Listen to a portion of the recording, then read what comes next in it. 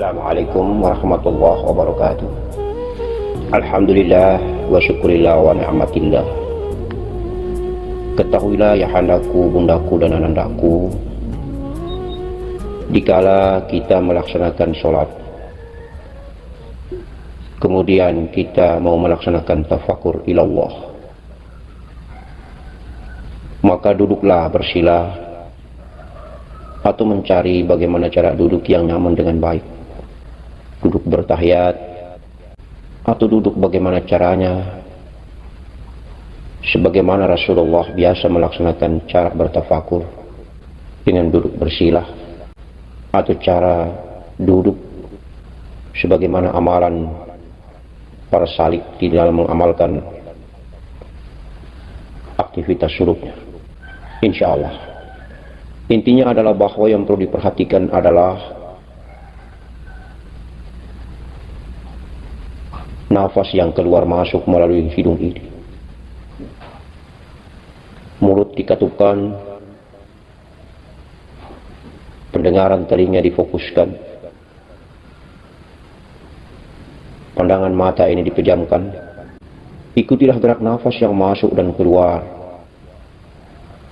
Gerak nafas yang masuk ruh, nafas yang keluar Allah. Nafas ini adalah juga ciptaan Allah. Nafas ini adalah juga makhluk yang mulia. Nafas ini terlampau lama dan terlampau banyak hamba Allah melalaikannya. Tidak pernah menghiraukannya ketika dia keluar dan masuk. Karena nafas ini tidak dilihat bentuk dan wujudnya, maka banyak sekali kita manusia di muka bumi ini lalai. Kita lebih banyak memperhatikan dan mendandani yang kita lihat dengan nampak, seperti tangan, mata, hidung, telinga, mulut, kaki kita, fisik batang tubuh daripada raga ini, rambut kita. Kita dandani, kita make upkan dia dengan baik, dengan sempurna. Kita hias, kita olesi dia dengan berbagai macam alat-alat kecantikan dan ketampanan. Tetapi nafas yang keluar dan masuk ini, kita lalai, kita tidak pernah perhatikan dia. Batang tubuh yang kita sangat mencintai ini, kita wuduhi, kita bersihkan, kita sabuni, kita cuci, kita wangikan dia dengan parfum. Tapi nafas, begitu banyak hamba Allah di muka bumi ini tidak pernah memperhatikannya keluar masuknya. Keluarnya bebas, masuknya bebas. Dia mendatangkan syahwat dan nafsu bumi. Dia juga mengeluarkan syahwat dan nafsu bumi. Apakah dia penuh dan dijubahi dengan pakaian nafsu bumi, ataukah penuh dan dijubahi dengan pakaian akhirat? Tidak pernah diperhatikan, tidak pernah difikirkan, tidak pernah dikaji, tidak pernah dibayangkan. Allahumma salli ala Sayyidina Muhammad wa ala ali Sayyidina Muhammad. Padahal nafas ini adalah makhluk ciptaan Allah yang teramat sangat mulia. Karena nafas ini datang kita hidup, nafas ini pulang kita mati. Nafas ini ada kita hidup, nafas ini kembali ke asalnya, maka kita telah meninggalkan dunia. Nafas ini ada, maka kita diartikan sebagai seorang hamba Allah yang mulia bernama manusia. Apabila nafas ini sudah tidak ada, maka Masya Allah, kita adalah bangkai. Hanya karena dihargai berdasarkan tuntunan agama Allah yang mulia, maka kita ditutupi dengan kain kafan ketika dihantarkan menuju ke tempat kuburan. Padahal hakikatnya kita adalah bangkai. Begitu banyak manusia ini bangga menghantarkan bangkai-bangkai ini. Walaupun sepanjang hidupnya nafas ini masih ada, dia adalah seorang ustadz, dia adalah seorang ustazah, dia adalah seorang ulama, muballigh, muballighah, seorang berpangkat dan berjabatan tinggi, seorang yang tokoh, dimuliakan, disanjung, diagungkan sepanjang hidup karena nafasnya masih ada. Tetapi nafasnya ketika tiada, begitu banyaknya orang membanggakan, mengusung, menghantar menuju ke kuburan, padahal tidak disadari bahwa manusia begitu berjubel dan begitu banyaknya itu mengusung bangkai menuju ke tempat kuburan hanya karena dihargai, sepanjang nafasnya masih ada, yaitu ketika dia hidup, maka ditutupi dengan kain kafan. Padahal kita membawa, menangisi, meratapi, menyesali, begitu banyak merampas bangkai ini untuk dipikul, untuk diusung menuju ke kuburan. Masya Allah. Allahu Akbar walillahil hamd. Kita merasa begitu menyesal, begitu terhinanya ketika bangkai ini dibakar, bangkai ini dibuang saja begitu. Insya Allah, bangkai manusia. Karena kita masih terbawa dengan pikiran bahwa adanya kemuliaan kehidupan. Padahal kemuliaan kehidupan itu ada ketika adanya nafas yang kita lalai ketika masih ada nafas ini di dalam batang tubuh. Kita diaktifi dengan kehidupan duniawiya, sehingga kita tidak pernah menyadari bahwa keluar masuknya nafas ini teramat sangat penting untuk dimanfaatkan, untuk diibadahi, untuk menjadikannya sebagai sarana terbaik menuju ke tempat Allah Subhanahu wa Ta'ala, menuju ke singgasana Allah Subhanahu wa Ta'ala, menjadikan kendaraan terbaik untuk mengunjungi Allah, Allahu Azza wa Jalla, Allahu Jallahu Jalala. Kita lupa memanfaatkan bahwa nafas ini adalah kendaraan terbaik yang begitu cepat melejit bertemu Allah Subhanahu wa Ta'ala. Kita lupa bahwa dia adalah kendaraan yang paling dekat sekali dengan negeri Allah. Dia adalah kendaraan yang tercepat untuk menuju ke negeri Allah Subhanahu wa Ta'ala dan bertemu dengan sang pemilik kekasih, Allah Subhanahu wa Ta'ala yang Maha Kasih. Coba kita duduk dan kita renungkan baik-baik, wahai ayahandaku, bundaku, dan anandaku. Kita lebih banyak merasa puas dan puas, teramat sangat puas ketika kita mengibadahi zahir ini. Ketika kita melantunkan kalimat doa, kalimat ibadah ini, ketika kita juga ikut mendengarkan suara atau bunyi yang keluar. Kita merasa teramat sangat puas, melebihi puasnya kita ketika kita melantunkan hal yang bersifat dhaim, yang diam, tidak berbunyi dan tidak bersuara. Kita lebih bangga dan merasa puas bahwa kita sudah saleh, kita sudah ibadah ketika kita melantunkan bunyi dan suara yang indah. Bismillahirrahmanirrahim. Alhamdulillahi Rabbil Alamin.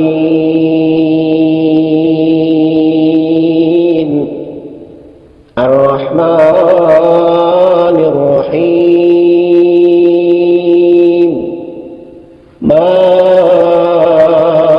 Maliki Yaumiddin.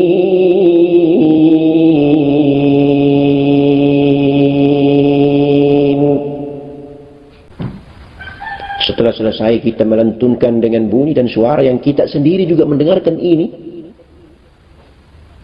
kita merasa puas bahwa kita sudah beribadah kepada Allah. Ibadah kita ini sudah sampai kepada Allah.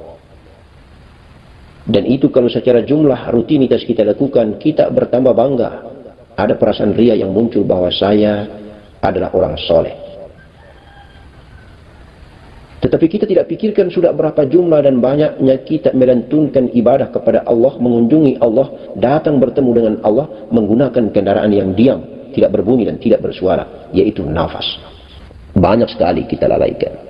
Ketika kita melaksanakan aktivitas kehidupan dunia, menyetir mobil, kita keluar, kita mengetik laptop, kita menggunakan sarana dan fasilitas serta media-media kehidupan ini, kita lupa bahwa nafas kita itu keluar masuk dalam keadaan kesibukannya sendiri. Kemudian fikir dan akal serta otak kita ini juga melaksanakan aktivitas dan kesibukan sendiri, serta jasad, raga, batang tubuh ini juga melaksanakan aktivitas dengan kesibukannya sendiri. Oleh karena itu maka kesimpulannya begini, mari kita kumpulkan semua akumulasi aktivitas kehidupan ini, menjadikan epicentrum nafas sebagai pusat aktivitas, menjadikan nafas menjadi kendaraan terbaik satu-satunya. Kita kumpulkan semua aktivitas ini, biarkanlah kita serahkan kepada nafaslah yang berjalan dan menjalani aktivitas ini. Nafaslah yang mengendarai perjalanan semua kebutuhan dan hajat kita untuk bertemu kepada Allah Subhanahu wa Ta'ala. Ketika nafas ini masuk hu, keluar Allah, masuk hu, keluar Allah, tandanya kalau sudah masuk ke area negerinya Allah, yaitu rasa. Kalau kita sudah merasakan adanya rasa cinta adanya rasa rindu, adanya rasa kita rasakan itu, rasa bertemu dengan Allah, rasa tidak pernah mau berpisah lagi dengan Allah, rasa yang sangat luar biasa yang hanya merasakan itu saja yang bisa merasakan adanya rasa itu. Allahu Akbar. Maka insya Allah hamba Allah ini selamat dunia wal akhirat. Insya Allah imannya masih ada, Islamnya masih ada. Dia tidak pernah dilepaskan oleh Allah saat yang tiada tetapi ada itu. Dia telah menyatu, disinggahi, dikunjungi. Dia telah diliputi oleh Allah yang hampa tetapi ada. Alif yang bernama nafas ini adalah kendaraan terbaik, kemudian telah tenggelam di dalam negeri area Allah yang bernama rasa. Maka perasaan rasa itu telah dimiliki dan tidak pernah terlepas lagi. Ada waktu tertentu, momen tertentu, kita kehilangan rasa. Dan perasaan penyesalan itu luar biasa. Rasa yang ada di dalam perasaan itu kalau sudah tidak ada, maka perasaan menyesali tentang kehilangan rasa itu sangat luar biasa dan dahsyatnya. Dan alhamdulillah wa syukurillah, apabila rasa di dalam perasaan itu masih kekal adanya, maka Allah tidak pernah lagi berpisah dengan kita. Maka 24 jam dalam desah nafas kita berjalan, hendaknya kita berusaha supaya Allah jangan tinggalkan kita. Allah jangan membelakangi kita. Apabila Allah sudah membelakangi kita, maka kafirlah kita, sesatlah kita. Ghairil maghdubi alaihim waladdallin. Dan rasa akan adanya Allah, rasa akan adanya Allah yang selalu dekat dengan kita dan tidak pernah terlepas dengan kita, itu kita sendiri yang merasakan adanya rasa itu. Itulah iman yang tertinggi. Oleh karena itu orang-orang tua dulu kita biasanya tidak mereka tampakkan kesalehan mereka dengan cara mengamalkan ibadah zahirnya, tetapi mereka hanya diam saja. Nampak kelihatan mereka tidak melaksanakan ibadah zahirnya, yaitu sholat, tetapi hakikinya mereka melaksanakan sholat. Ibadah zahirnya itu mereka laksanakan sembunyi, tidak nampakkan. Kalau kita sekarang melaksanakan ibadah zahir dengan kebanggaan dan keriaan, duduk berkumpul, bermuzakarah misalnya, bersama teman-teman, duduk berkumpul walaupun tidak bermuzakarah, tidak berhalaqah, duduk berkumpul biasa saja, aktivitas kehidupan dunia, ketika mau sholat juga dilaporkan. Permisi teman, saya laksanakan dulu sholat asar. Ya itu begitu, supaya diketahui bahwa dia mau melaksanakan sholat asar. Atau dulu cerita-cerita tentang kehidupan lain, aktivitas-aktivitas lain, sambung dia bahwa saya barusan tadi malam melaksanakan ibadah subuh, sholat subuh, kemudian kejadian begini. Itulah menjadi penyebab hilangnya kesalehan hakiki kita. Padahal sholat itu adalah pertemuan dengan Allah, hal yang bersifat rahasia, yang tidak boleh menimbulkan rasa ria dan takabur bahwa kita telah berkunjung kepada Allah, kita tidak telah saleh kepada Allah, kita telah beribadah kepada Allah. Biarkanlah ibadah itu adalah rahasia dirimu dengan Allah Subhanahu wa ta'ala. Itulah ibadah hakiki, itulah perjalanan ibadah dhaif. Kembali lagi ke persoalan yang kita bahas tadi, bahwa mari kita jaga baik-baik, kita kumpulkan semua aktivitas ini, kita wakafkan, kita gadaikan, kita serahkan kepada nafaslah yang berjalan dan menjalani. Biarkanlah nafaslah yang menjadi kendaraan terbaik untuk bertemu dengan Allah Subhanahu wa ta'ala. Kemudian ciri dan tanda bahwa nafas telah bertemu Allah adalah rasa. Ketika tenggelam dalam rasa, maka kita merasakan adanya rasa yang tidak pernah terlepas lagi dengan Allah. Mencintai, merindukan sampai dengan menitiskan air mata cinta. Kerinduan yang membahana, yang membuat kebahagiaan ini yang dahsyat dan luar biasa dan tidak bisa kita bendung. Allahu Akbar walillahil hamd. Maka hanya ada 3 kehidupan ini. Kehidupan Allah Maha hidup ini, yang kosong, yang tiada tetapi ada, yang tidak menempati dan tidak memiliki tempat ini, yang tidak bisa dijangkau dengan akal dan fikiran ini. Inilah yang kita sembah, inilah yang kita sujudi, inilah yang kita pertuhankan, inilah yang maha tinggi, Rabbana ala. Kemudian Nur Muhammad, itulah rasa, itulah titik yang muncul karena diadakan oleh yang kosong ini. Itulah sifat yang ada karena diadakan oleh yang maha ada. Kemudian nafas, itulah alif. Maka tubuh, nafas adalah hamba. Keindahan yang kita dandani ini adalah hamba. Batang tubuh ini adalah hamba. Nafas pun adalah hamba. Ketika tenggelam di dalam negeri Allah yang bernama Nur Muhammad, maka bertemulah dengan yang tiada tetapi ada. Itulah kosong tetapi ada. Itulah hamba. Itulah Allah. Itulah zat yang agung. Mudah-mudahan pencerahan ini adalah merupakan sebuah lahan untuk kita renungi bahwa begitu banyaknya lautan manusia di muka bumi yang hidup di atas muka bumi ini sedikit sekali memanfaatkan perjalanan nafas yang keluar masuk. Kemuliaan, keindahan yang diberikan oleh Allah Subhanahu wa taala melalui nafas ini tidak pernah dimanfaatkan sebagai sebuah kendaraan terbaik menuju mengunjungi Allah Subhanahu wa taala. Itu yang menjadi renungan buat kita. Maka mari kita renungkan. Hidup ini hanya ada 3. Kosong, titik, alif. Alif itulah nafas, titik itulah Nur Muhammad. Kosong itu zat Allah, tiada tetapi ada. Insya Allah. Maka hanya ada Nur Muhammad yang mengunjungi Nur Allah. Nurun ada nurin, cahaya di atas cahaya. Ketika nafas telah fana, tenggelam, maka hanya ada Nur Muhammad, hanya ada titik yang tenggelam di dalam tiada tetapi ada, kosong. Maka sesungguhnya Nur Muhammadlah yang fana, sifatnya lah yang fana di dalam zatnya. Insya Allah. Sifatnya lah yang beraktivitas. Sifatnya lah yang ditiupkan oleh Allah Subhanahu wa taala ke dalam batang tubuh Adam. Sifat inilah yang beraktivitas. Sifat inilah yang menggerakkan dan merodai, meremoti batang tubuh yang ada. Darah, daging, tulang, kulit, urat, bulu, jantung, empedu, limpa, hati, dan paru-paru. Semua elemen-elemen batang tubuh ini digerakkan oleh yang maha gerak melalui wakilnya, yaitu melalui sifatnya yang ditiupkan ke dalam batang tubuh ini.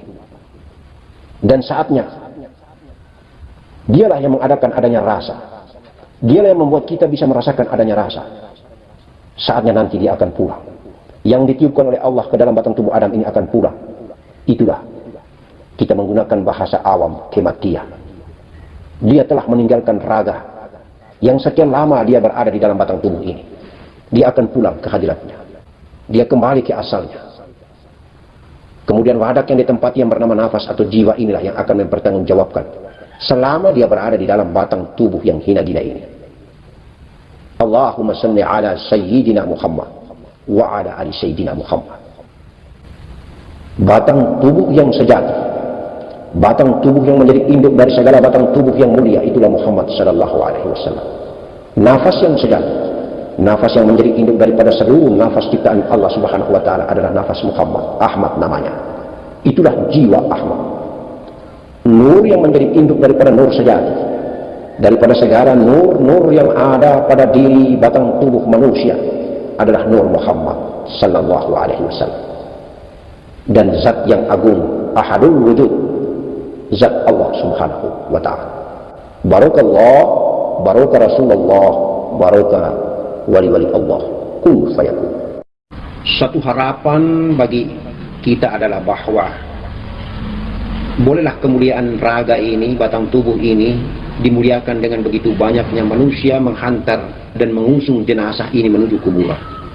Tetapi lebih mulia lagi itu ketika waktu sakaratul maut, nafas atau jiwa kita ini pulang mengunjungi Allah, dihantarkan, dijemput oleh ribuan saf para malaikat, dan dihantarkan pula berjubel-jubelnya para malaikat menghantarkan pulangnya nafas dan jiwa ini menuju ke hadirat Allah Subhanahu wa ta'ala. Itu yang kita inginkan. Karena yang mulia itulah dia datang, yang mulia ini pula yang pulang. Tetapi alangkah lebih mulia lagi dan lebih mulia lagi dan lebih mulia lagi ketika hamba Allah itu tiada lagi berpisah antara batang tubuhnya dengan nyawanya. Maka ketika berangkat pulang, batang tubuhnya hilang tiada. Yang ada hanya kain kafan kosong dengan setetes mani. Dan lebih mulia itulah batang tubuh ini utuh, tidak dimakan tanah, wangi seperti parfum yang tidak ada di bumi, kasturi, zaitun. Allahumma salli ala Sayyidina Muhammad wa ala ali Sayyidina Muhammad. Itulah kita belajar mengenal dia. Tidak memisah-misahkan, tidak bercerai-beraikan antara tubuh dan nyawa, tetapi menyatu tubuh dan nyawa itu. Maka hidup, dia tidak mati. Insya Allah, kalaupun dia tidak hilang sebelum dikubur, yakinlah di dalam kubur dia akan hilang. Kalaupun tidak cepat dia hilang di dalam kubur, yakinlah ratusan, ribuan tahun lamanya dia akan mengecil tubuh ini di dalam kubur, kecil, kecil, kecil, pendek, pendek, pendek, dan akan hilang menjadi setetes mani. Itulah kemuliaan dan kebesaran Allah Subhanahu wa Ta'ala diberikan kepada batang tubuh yang mulia ini, menjadi seorang kekasih Allah. Assalamualaikum warahmatullahi wabarakatuh.